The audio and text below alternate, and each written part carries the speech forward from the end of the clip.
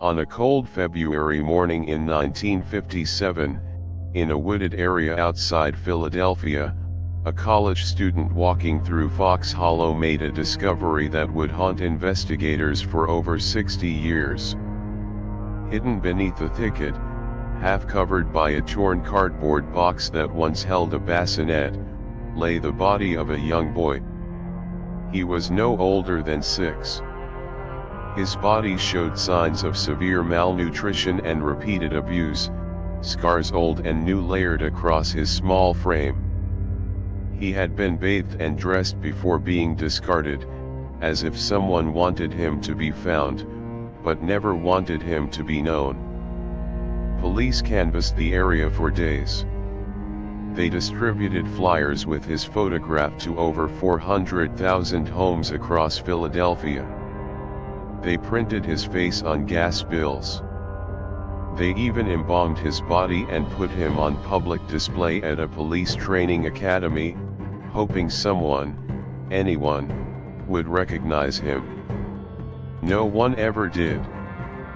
He became known simply as the boy in the box, a name that would follow him for generations, a child so utterly erased from existence that not one person came forward in 6 decades to say his name. The case drew some of the strangest leads in American criminal history. A woman claiming psychic visions insisted the boy's killer lived in a nearby farmhouse, and detectives searched it based on nothing but her word. A social worker later confessed on her deathbed that she had witnessed the boy's abuse at a foster home, describing a violent guardian and a terrified child, but her account could never be fully verified, and by the time she spoke, the trail had gone cold. Tips poured in for decades. Names were floated. Suspects died before they could be questioned. The box itself, the flimsy cardboard that gave the child his haunting nickname, was traced to a store less than a mile from where his body was found, yet the purchaser was never identified. For over 60 years, the boy remained a ghost with no name, buried in a Philadelphia cemetery under a small headstone that simply read "Heavenly Father, bless this unknown boy." Detectives who worked the case grew old and passed away still carrying his file. Entire police units were formed and dissolved dedicated solely to identifying him. Genetic testing in the early 2000s extracted DNA from his remains, but with no match in any database, he stayed a stranger even in death.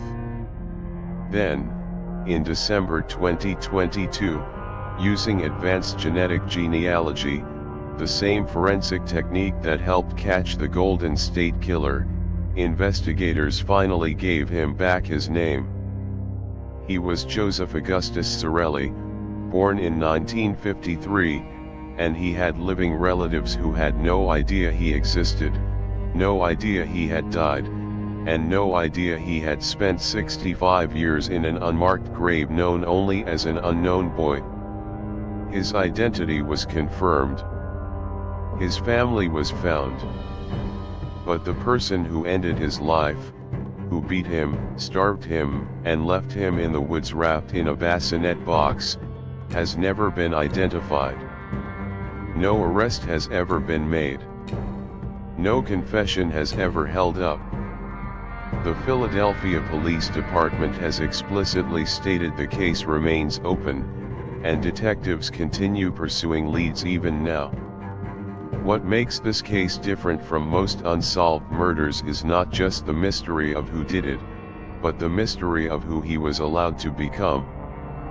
For 65 years, an entire American city knew his face better than they knew their own neighbors, yet not a single person who held the answer ever spoke. Someone fed him. Someone dressed him in the moments before he died. Someone drove him to that wooded lot and walked away. That person may have lived an entire ordinary life afterward, growing old in the same city where a small boy's photograph was pinned to gas bills for years, hoping to find just one person who remembered him.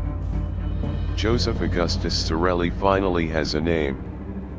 He still does not have justice.